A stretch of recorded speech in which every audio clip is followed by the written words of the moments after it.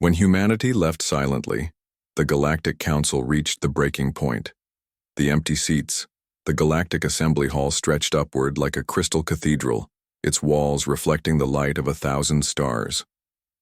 Ambassador Corvin of the Threlian. Commonwealth adjusted his ceremonial robes and glided toward his designated platform. Something felt wrong today. The usual buzz of pre-session negotiations seemed muted, and several delegates huddled in worried clusters instead of engaging in their typical political maneuvering. Then Corvin saw it. The human section sat empty, not just temporarily vacant but completely abandoned. The terminals were powered down, the translation devices removed, and dust had begun to settle on surfaces that human hands had touched just 3 months ago. The sight sent an unexpected chill through his crystalline form.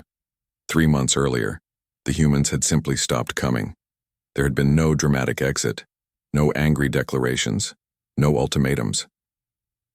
Ambassador Maria Santos had concluded her final speech about the need for deep space monitoring systems, listened politely as the council voted down her proposal for the 7th time, then quietly gathered her materials and left.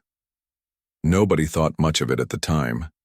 Humans were always proposing expensive projects to investigate ancient ruins or monitor empty space. The galaxy had real problems to deal with, like trade disputes and mining rights. Captain Liara of the Vorthak Defense Fleet remembered that day differently. She had been friends with Commander James Park, her human counterpart, in the security forces. He had looked at her with an expression she couldn't quite read when the vote concluded. Not anger or disappointment, but something deeper. Resignation mixed with determination. When she asked if he wanted to discuss the decision over their usual coffee, he had simply said they were out of time for discussions. Now Liara stood on the bridge of her reconnaissance vessel, the Star Whisper, approaching the human colony world of New Harmony. The planet should have been bustling with activity. 8 million humans had called it home, working in the agricultural centers that fed a dozen systems. Instead, her sensors showed empty cities, automated systems running without supervision, and not a single human life sign. The landing party moved through the abandoned capital city with growing unease. Everything was perfectly maintained. The maglev train still ran on schedule, carrying no passengers through empty stations. Gardens bloomed under the care of maintenance bots. In the government quarter, they found the first message. It was carved into a metal plaque in the main plaza, written in 47 different galactic languages. The message read, "We tried to tell you about the darkness between stars. You chose not to listen. We have gone to prepare. When they come, remember that we warned you. Remember that you could have stood with us. Remember that you chose otherwise." Sub-Commander Zarek, a young Kandorian officer, scanned the surrounding buildings with his equipment. The energy readings were bizarre. Massive power draws had occurred here over the past 2 years, but for what purpose remained unclear. They found evidence of construction, shipping manifests showing enormous quantities of raw materials being sent to coordinates in empty space, and population transfer records indicating organized evacuation procedures that must have taken years to plan. Chancellor Morvac called an emergency session when the reports came in. 17 human worlds, all abandoned in the same way. 2 billion humans vanished without trace. The economic impact was already being felt. Humans had quietly become integral to countless systems. Their engineers kept the quantum gates running. Their agricultural specialists had revolutionized food production. Their medical researchers had cured diseases that had plagued some species for millennia. Without them, critical infrastructure was beginning to fail. The Zalathi representative, Minister Kola, waved her tentacles dismissively when concerns were raised. The humans were probably having one of their dramatic moments. They would return when they realized how much they needed the galaxy's resources. But Corvin noticed that even Kola seemed nervous. The humans had never done anything like this before. In 50 years of membership, they had been reliable, steady, almost boring in their consistency. Deep in the archives, Liara found something troubling. Human requests for expedition permits to the dead systems in the galactic rim, all denied. Proposals for archaeological studies of ancient civilizations, all rejected as wasteful. Reports of unusual energy signatures from beyond the galaxy, all dismissed as sensor ghosts. The pattern was clear. For 5 years, humans had been trying to investigate something, and for 5 years the Council had told them no. The real shock came when they found the underground facilities on New Harmony. Massive complexes built in secret, extending kilometers below the surface. The technology was advanced, incorporating designs that seemed alien even to the multi-species engineering teams examining them. Power systems that shouldn't exist, defensive structures built to withstand planet-cracking weapons, and empty bays that had clearly held something enormous. Professor Yarrick, the galaxy's leading expert on ancient civilizations, stood in one of these chambers, his 3 eyes wide with recognition. He had seen these designs before, in ruins so old that most scientists considered them myths. The predecessors, the first galactic civilization, had built similar structures. They had also vanished without explanation 50,000 years ago, leaving only dead worlds and cryptic warnings about something from beyond the void.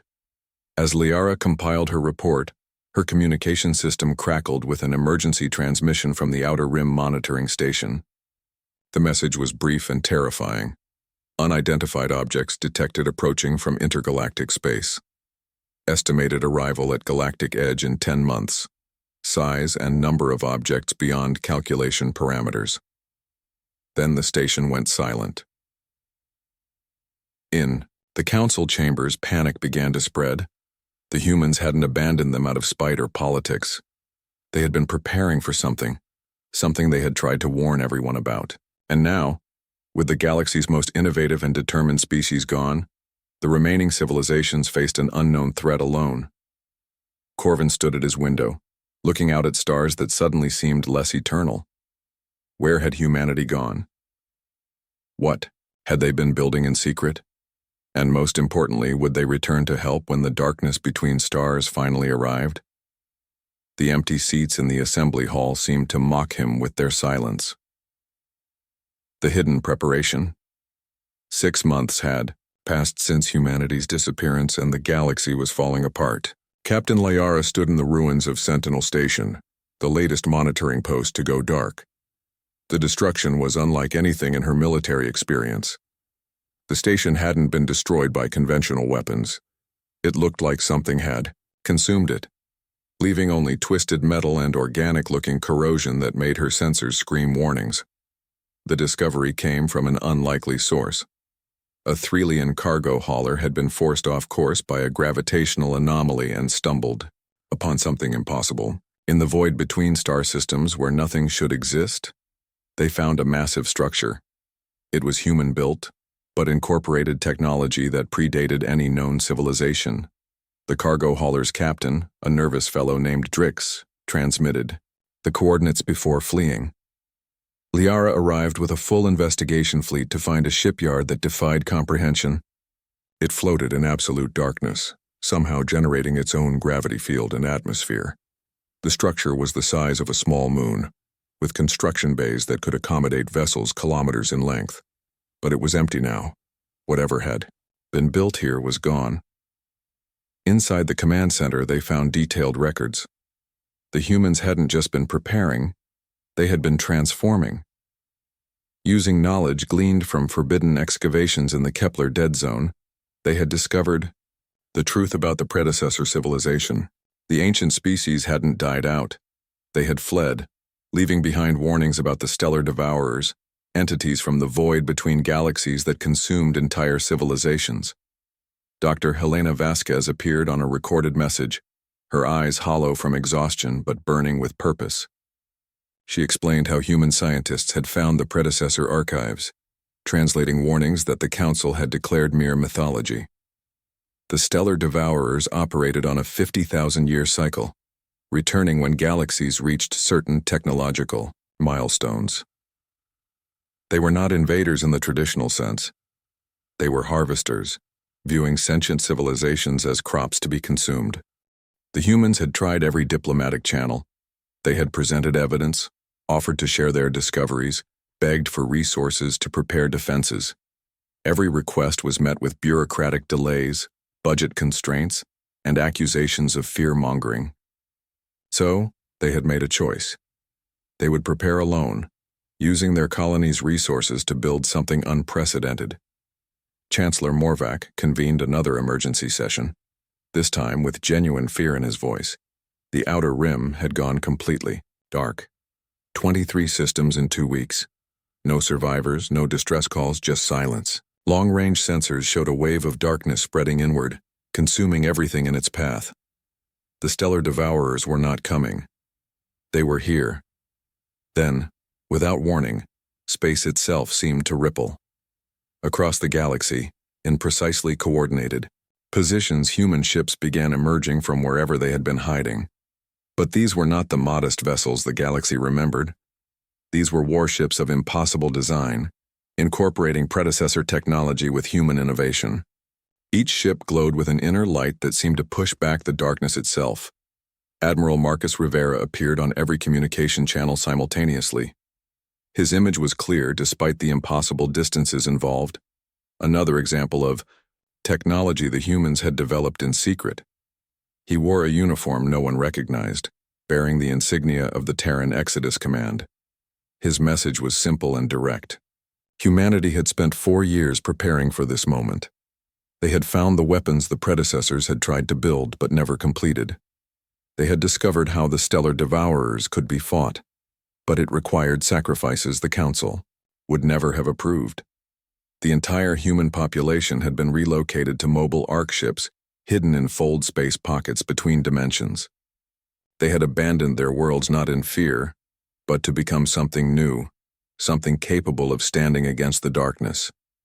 The Council's response was predictable: demands for explanations, accusations of treaty violations, threats of sanctions. When the crisis was over, Admiral Rivera listened to it all with patient silence, then responded with 4 words that chilled every listener. "You are not ready." He explained that the stellar devourers didn't just destroy ships and planets, they corrupted the very fabric of space-time, turning reality itself into a weapon. Traditional fleets would be consumed before firing a shot. Only by integrating predecessor phase shift technology could ships even exist in the same dimensional space as the devourers. The humans had rebuilt their entire civilization around this technology, sacrificing everything they had been to become something that could fight. Captain Park, Liara's old friend, appeared beside Rivera. His eyes had changed, now flickering with the same inner light as the ship's. He explained that humanity had undergone voluntary augmentation, merging their consciousness with predecessor technology. They were still human in spirit, but they had evolved beyond their original form. It was the only way to interface with the weapons needed to fight the devourers. The galactic powers reacted with horror and disgust. The Zalathi called it an abomination. The Kandorians declared it a violation of natural law. But Liara noticed something else in their voices. Shame.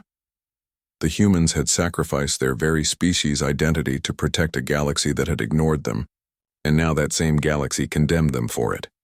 As the stellar devourers reached the mid-rim, their true nature became visible. They were not ships in any conventional sense, but living darkness that moved between dimensions, consuming matter, energy, and the quantum foundations of reality itself.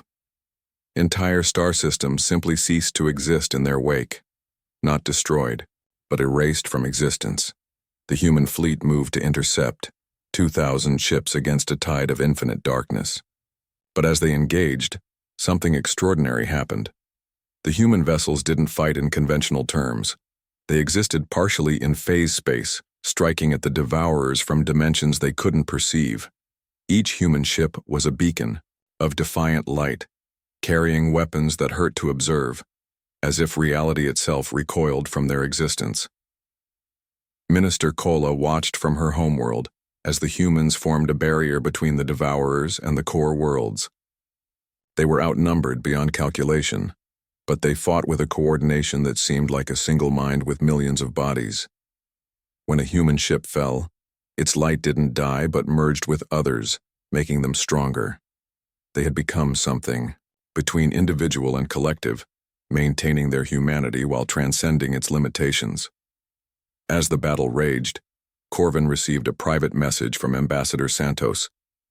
She appeared as he remembered her, though her eyes now held depths that seemed to contain stars.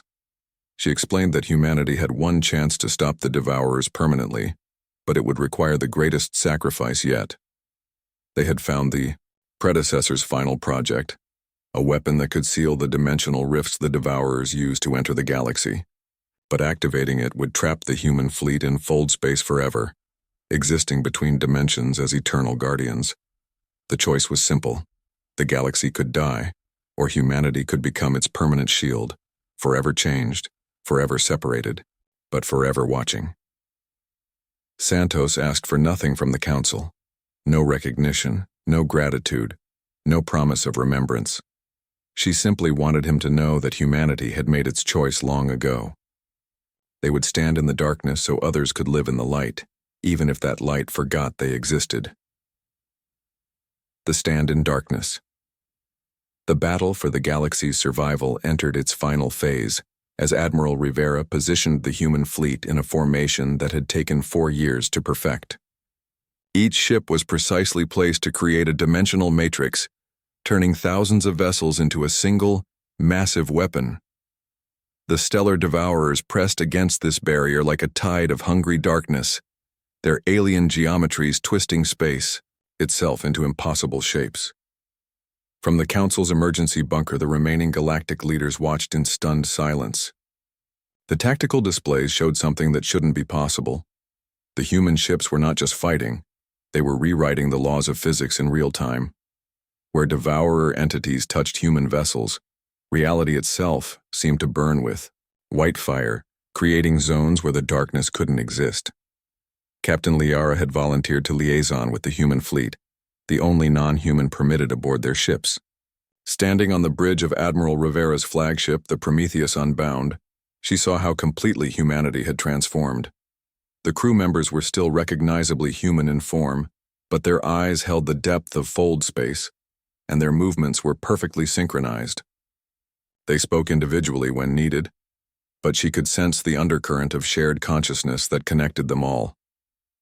Commander Park stood beside her, his hand occasionally flickering between solid and translucent as he interfaced directly with the ship's systems. He explained that each human had become a living conduit for predecessor technology.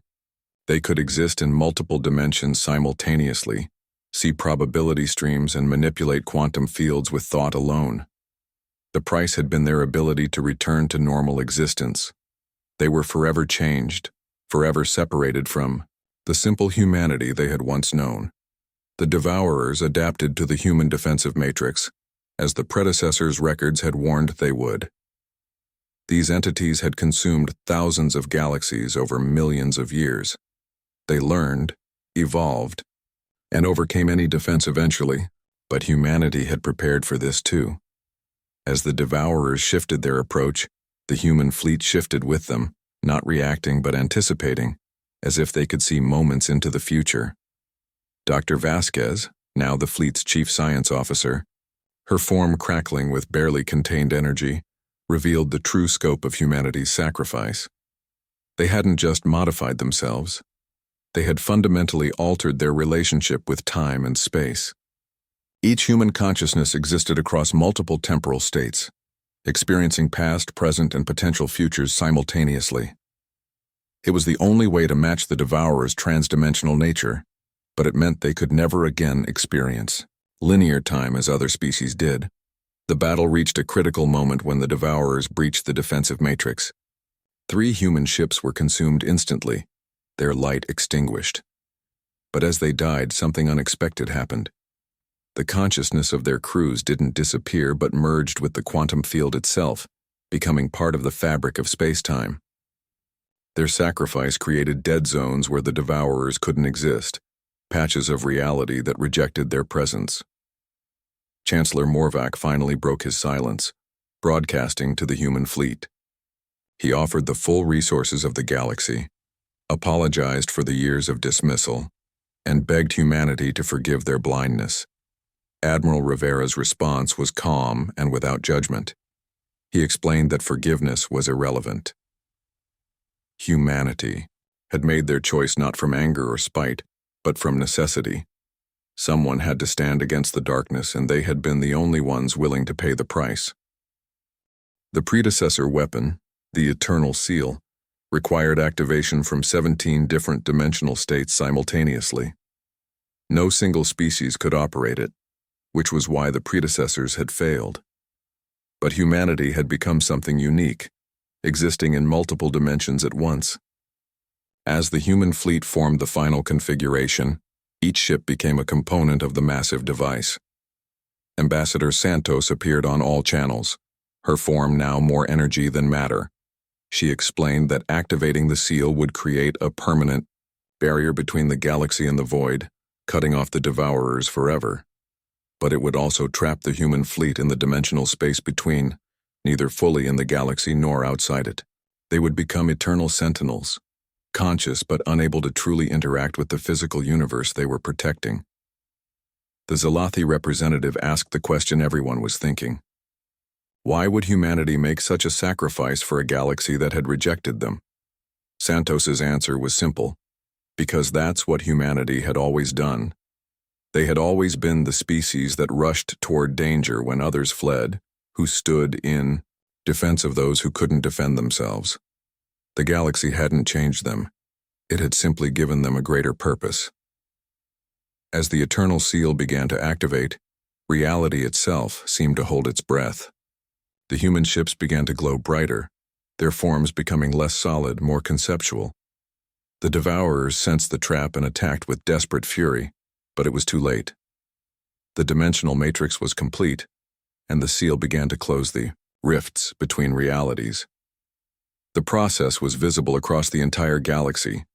Stars seemed to pulse in unison, space itself rippled like water, and for a moment, everyone could see the true nature of the universe, layers upon layers of reality stacked infinitely. The human fleet stood at the intersection of all these layers, holding them apart through sheer will and sacrifice. The Devourers' screams, if they could be called that, resonated through dimensions. They had never been stopped before, never been denied their harvest. As the seal closed, they were pulled back into the void, their connections to the galaxy severed permanently. But the victory came at the predicted cost. The human fleet began to fade from normal space, becoming translucent, existing more as concept than reality. In his final transmission, Admiral Rivera stood on his bridge, his form barely visible, but his voice still strong. He announced that humanity would remain as guardians, existing in the spaces between spaces, watching for any future threats from beyond. They could no longer walk among the stars, but they would ensure others could. The galaxy was safe, but humanity had paid the ultimate price. Captain Layara felt tears she didn't know she could cry as Commander Park said goodbye. He explained that humans would still be there, just differently. In the quantum fluctuations that made faster-than-light travel possible, in the dimensional rifts that allowed instantaneous communication, in the very fabric of space that connected all living things, humanity had become part of the galaxy's fundamental structure, protectors woven into reality itself. As the seal finalized, the human fleet vanished from normal sensors, but sensitive equipment could still detect them. Patterns in cosmic radiation, whispers in quantum foam, guardians standing eternal watch. The stellar devourers were gone, but so was humanity as the galaxy had known them. In the aftermath, the Galactic Council reformed with new purposes and new wisdom. The empty human seats were preserved but modified, containing sensors that could detect the quantum signatures of humanity's presence. Sometimes, when critical decisions were being made, the sensors would pulse, a reminder that humanity was still watching, still protecting, still caring for a galaxy that had learned too late to listen. Monuments were erected on every world, not to commemorate the dead, but to honor the transformed. Children were taught about the species that had walked away not in anger but in preparation, who had sacrificed not just their lives, but their very existence to become eternal guardians. The phrase, "Remember the humans," became not a memorial, but a promise to never again ignore warnings, to never again dismiss the concerned voices of any species. Years passed. and the galaxy prospered under humanity's invisible protection. Sometimes in the depths of space, travelers would report seeing lights that shouldn't exist, patterns that suggested vast ships moving between dimensions. Scientists detected organized quantum fluctuations that could only be intelligent design. And occasionally, very occasionally, someone would receive a message through impossible means, always the same words. "We are still here. You are not alone." Captain Liara, promoted to admiral, established the first dimensional communication array, hoping to maintain contact with humanity. The responses were rare and cryptic, but they came. Humanity had not forgotten them. They had simply become something greater, something necessary, something eternal. They had walked away from the galaxy to become its permanent guardians, standing forever in the darkness between stars. The story ended not with loss, but with transformation, not with abandonment, but with the ultimate expression of love. Humanity had given up everything they were to become everything the galaxy needed. And in the quantum spaces between heartbeats, in the dimensional rifts between thoughts, they remained, forever watching, forever protecting, forever human in spirit if not in form. The echo of humanity.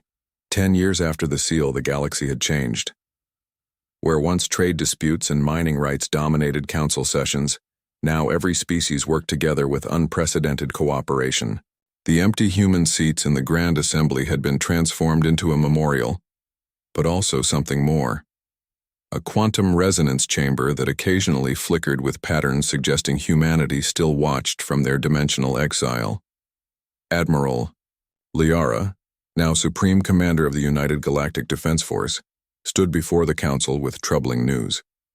The dimensional monitoring stations had detected something new. Not the Devourers, those were gone forever, but something else.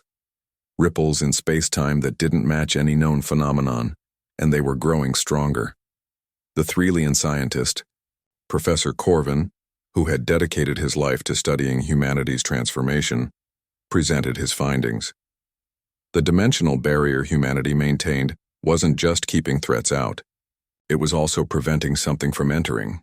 Recent scans suggested this wasn't a threat, but rather a message, possibly even visitors from another galaxy that had survived their own devourer invasion. Minister Kola, her previous arrogance replaced by genuine wisdom, raised the critical question: if these beings were trying to communicate through the barrier, only humanity could facilitate contact. But how could they reach the transformed humans who existed between dimensions? Every attempt at communication had yielded only brief, cryptic responses. The breakthrough came from an unexpected source. A young Kandorian engineer named Zenek had been studying the quantum signatures left by humanity's presence.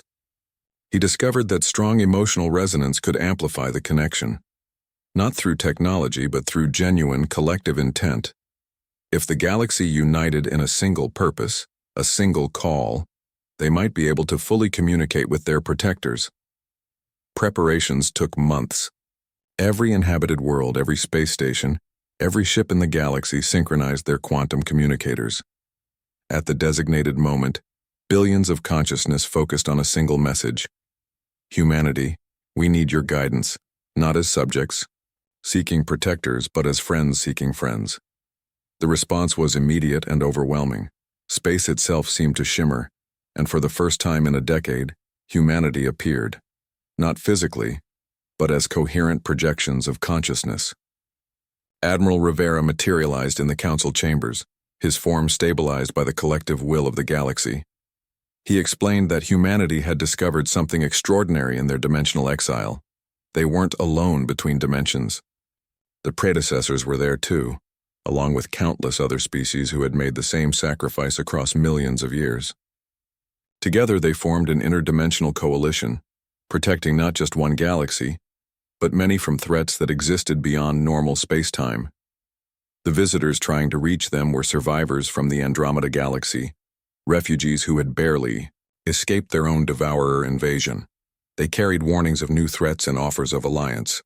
Humanity could facilitate contact, but it would require the galaxy to evolve not physically as humanity had, but socially and spiritually. They needed to become truly united, abandoning the petty divisions that had nearly doomed them. Ambassador Santos appeared beside Rivera. Her projection warmed despite its ethereal nature. She revealed that humanity's transformation wasn't permanent, not entirely. They had discovered a way to partially return, to exist in both states simultaneously. But it would require the galaxy's help, a massive undertaking that would transform not just humanity but every species involved. The project would create hybrid zones where dimensional and normal space overlapped, allowing transformed protectors and physical beings to coexist. It wouldn't restore humanity to their original forms, but it would allow them to walk among the stars again in a new way. The technology required absolute cooperation, shared resources, and most importantly, complete trust. Chancellor Morvac, speaking for the Unified Council, didn't hesitate. The galaxy owed humanity everything. If there was a chance to reunite with their saviors, to work alongside them rather than simply under their protection, they would take it regardless of the cost. The construction began immediately. Using plans provided through dimensional communication, every species contributed their expertise. The Threlians provided crystalline matrices for dimensional stabilization. The Kandorians engineered the massive power systems. The Zalathi developed biological components that could survive dimensional flux. Even species that had been enemies for millennia worked side by side. As the first hybrid zone came online near the old Earth system, something miraculous happened. A single human ship materialized, not fully solid, but no longer completely ethereal. Captain James Park stepped onto the council station, his form flickering between states but undeniably present. He could touch, speak, and exist in normal space for limited periods. The reunion was emotional beyond description. Liara embraced her old friend, feeling both the warmth of human contact and the infinite cold of dimensional space. Park explained that humanity could now return in shifts, some maintaining the dimensional barrier while others walked among the galaxy they protected. They would never be fully human as they once were, but they would no longer be completely separated. The Andromeda refugees were contacted successfully, their massive arc ships entering the galaxy under humanity's dimensional escort. They brought technologies and knowledge from their own battles, strengthening the galaxy's defenses. More importantly, they brought proof that the universe was full of life, full of species fighting against the darkness, and that none of them had to fight alone. The transformation of the galaxy accelerated. Hybrid zones spread, creating pockets where the impossible became possible. Humanity established schools teaching dimensional science, sharing the knowledge they had gained in their exile. Young beings of all species learned to perceive reality, in new ways preparing for a future where the boundaries between dimensions were no longer absolute barriers. Dr. Vasquez, able to maintain physical form for days at a time now, established the Institute for Dimensional Studies. She explained that humanity's sacrifice had opened a path for all species to evolve, not through traumatic transformation, but through gradual adaptation. In generations to come, the galaxy's inhabitants would develop the ability to perceive and interact with multiple dimensions naturally. The story of humanity's sacrifice became legend, but more importantly, it became a foundation for unprecedented unity. The galaxy that had once dismissed human warnings now hung on every word from their dimensional protectors, not from fear or obligation, but from genuine respect and friendship. Admiral Rivera, in one of his materialized visits, stood before the full Galactic Assembly. He announced that the Dimensional Coalition had detected signs of other galaxies beginning their own devourer cycles. Humanity and their allies would go to warn them, to share the knowledge that could save billions. But this time they wouldn't go alone. The United Galaxy would send representatives, teachers, and defenders. The humans who had walked away in silence had returned as guides for a transformed galaxy. Their sacrifice had not only saved civilization, but had elevated it to something greater.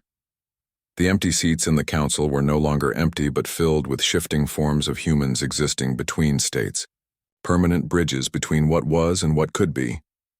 As the hybrid zone stabilized and expanded, more humans returned to partial physicality. Families reunited across dimensional barriers.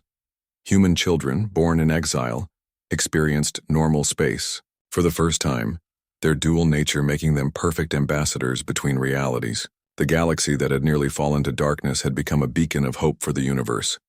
Captain Park stood with Admiral Layara on the observation deck of the new interdimensional command station, watching ships from a dozen galaxies gathering for the first Universal Council. Humanity's sacrifice had sparked something unprecedented, a coalition not just of species or galaxies, but of dimensions themselves. The humans had left silently, but their return echoed across the universe. They had become more than guardians. They had become the catalyst for universal evolution. The galaxy that had once ignored their warnings now stood beside them as equals, preparing to face whatever darkness might come, together. In the quantum, spaces where humanity dwelt, consciousness touched consciousness in an eternal network of protection and hope. The sacrifice continued, but it was no longer a burden, carried alone. The galaxy had learned the greatest lesson humanity had to teach, that true strength came not from standing apart, but from standing together, even when that unity required the ultimate sacrifice. The story that began with empty seats and silent departure had become a saga of transformation, redemption, and hope. Humanity's greatest victory wasn't defeating the Devourers. It was showing the universe that every species, no matter how different, could transcend their limitations when they chose to protect each other.